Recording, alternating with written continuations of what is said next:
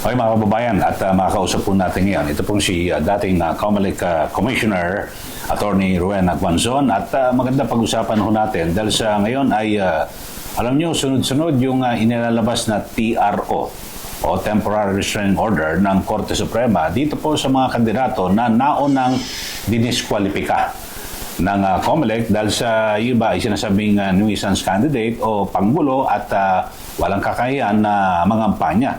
Siguro maganda i-konsulta ho natin dahil sa nakapag-imprenta na ng balota ang COMELEC at ang masaklap po rito, may naaksayang pondo ng bayan.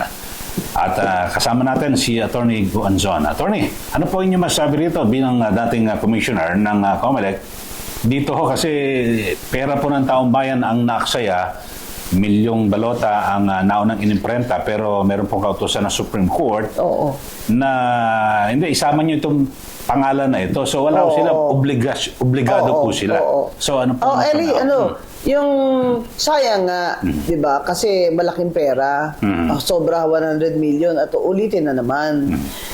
Kasi po, ang COMELEC, lagi po yan may schedule na ahead in case of mga ganyan, yung mga unforeseen circumstance. Kaya aga po sila nagpiprint.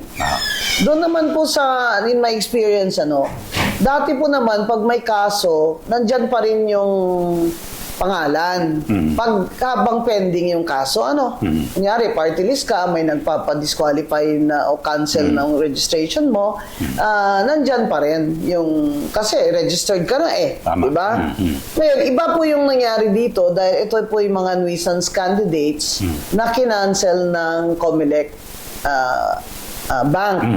So, ibig sabihin, they are disqualified from running. Kaya lang sila, ay nag-appeal po sila sa Supreme Court. Sa Supreme Court. So, wala pong magagawa ang COMELEC dyan kung hindi sumunod po sila. Kaya wala pong magawa talaga ang COMELEC dyan. Ang ano ko lang yan, sayang lang naman. Sayang lang. Pero, siguro dapat may bagong rules dyan. Mag-isip na ng COMELEC bank ng mga bagong rules na as to their schedule or as to paano ba ang process dyan para mapabilis yung pag-decide ng mga nuisance candidates, di ba? Para to avoid this problem in the future. Yes. So, Attorney, ano ba yung batayan? Kasi ang binabanggit po ng Supreme Court dito sa pagkilala sa mga sinasabing nuisance candidate, hindi ho dapat na gawing batayan na ang isang kandidato ay walang kakayahan na mangampanya. So, yun ang binabanggit po ng Supreme Court at siyempre ang gusto ng Supreme Court ay maging patas sa lahat po ng mga Pilipino na nais po na malulok sa pwesto. Yung magandang decision din na sangayon din naman ako doon ay yung penned by Justice Marvic Leonen na sinasabing hindi po batayan ang pagiging nuisance kung walang pera. Tama. Kasi hindi naman po yan requirement sa ating konstitusyon sa pagtakbo na kailangan may pera ka. Na wala ka namang kakayahan to run a national campaign. Kasi sa experience ko rin po dyan, may talagang nang disqualify ang COMELEC noon sa ganyan. For example, makita mo naman na example lang kasi may iba dyan, mga loko talaga pupunta dyan, magpa-file, magtakbong senador, parang alam bang pang Facebook nila, pang ganun ba? Hindi naman po pwede yun.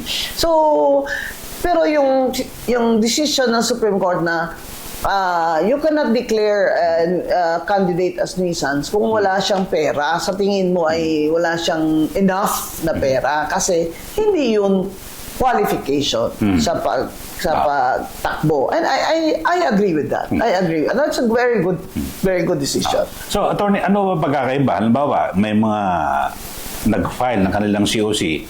Ano ba naman kahit na huwag mo na tanggalin doon sa listahan kasi kung may naghain sila ng petition sa Supreme Court kay anuman desisyon, para dire-diretso yung prenta kasi ang hinahabol rito oras Oras ang hinahabol. Kasi baka magkahul po ang oras sa COMELEC sa preparasyon.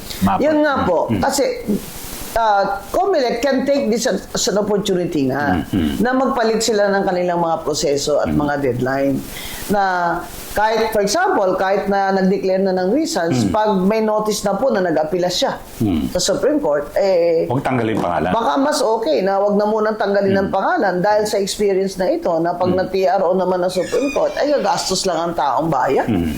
Gagastos lang ang COMELEC. Napakalaking halaga po nun.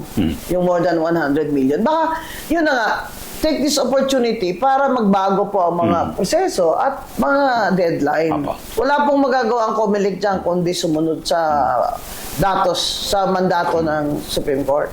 Dito ho ay mayroong proposal si COMELEC Chairman Garcia na makasuhan ng kriminal, no? Yung mga maghahain ng kanilang COC tapos mapapatunayan na nuisance dahil sa parang niloloko ho nila yung taong bayan. So, ano ho ang inyo pong opinion dito?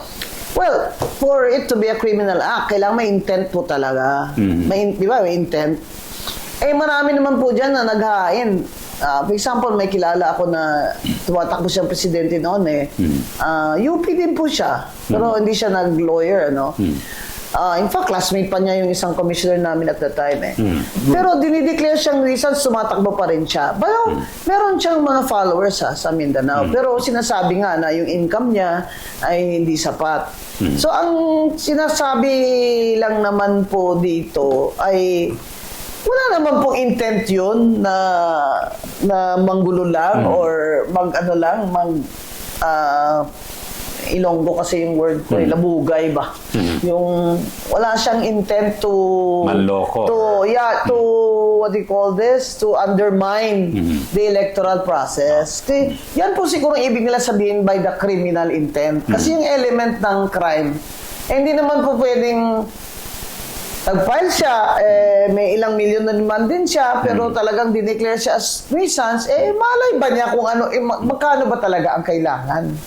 Para hindi ka ma-declare na nuisance dahil wala kang pera. Yun na po kaya maganda na po ang decision na yan ng Supreme Court, penned by Justice Marvic Leonen, na hindi na po, bawal po ang maging batayan kung may pera siya o wala. So maganda yan, kahit na mahirap ka o mayaman, pantay-pantay dapat ang pagtingin. Ay, Kung gusto mo opo, kasi tumakbo, able to read and write lang tayo Yun na nga ang problema, di ba? Kasi nagiging problema yung mga tumatakbo na read and write lang talaga. Pero wala na.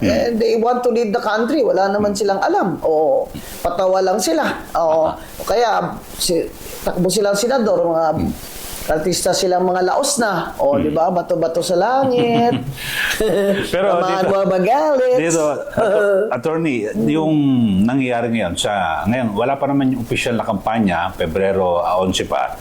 Pero kitang-kita mo naman yung mga talagang yung mga mayayaman, lamang malaking billboard, meron silang mga political ads. Oo, unfair yan. So, ano ho masasabi niyo rito? Kasi base unfair sa report talaga yan. ng PCIJ ata yun, may mga bilyon na po ang ginagastos. Meron po tayong Fair Elections Act. Kaya nga po yung may Fair Elections Act para hindi naman po unfair na lamang ng mga mayayaman tsaka mga incumbent. Pero ngayon nga, sinasabi ng COMELEC na wala namang premature campaigning. Dahil po sa Supreme Court ruling na there's no such thing, naglalagay po sila ng mga billboard na yan. Pero may rule na po ngayon na ang billboard po sa public spaces ay 30 days na lamang tanggalin after 30 days. Pero alam nyo, tayo lang yata yung bansa sa Asia na may mga ganyan billboard sa public spaces, sa mga highway ganyan. Ako kung ipa-interpret sa akin yan ngayon, ang mga public highway na yan, those are public spaces. Kaya lang sabihin na, ma'am, yung lupa naman na tinitirikan nung aming billboard ay private property naman. Pero public space, no? Ina-attack niya yung senses ng mga nasa kalye at nagda-drive dyan. Nagiging nagiging distraction na nga yan Sa ibang bansa, linis-linis. Hindi allowed yun. Kung hindi na lang i-allow, para patas na lang talaga, bakit bigyan pa niya ng 30 days? Na lamang pa rin yung may pera, wala na lang. Lahat wala. Kasi paano mo siya ipapantay sa mayayaman? Fair elections nga. So, kung ako Mas gusto ko, wala na lang talagang billboard in public spaces. Mga highway na yan. Kahit private property pa sila, pero along the highway, gano'n. Wala na po. Kasi para patas na po tayong lahat. Pero ngayon, dami naman nakakalusot yung sasabit nila ng SOSE.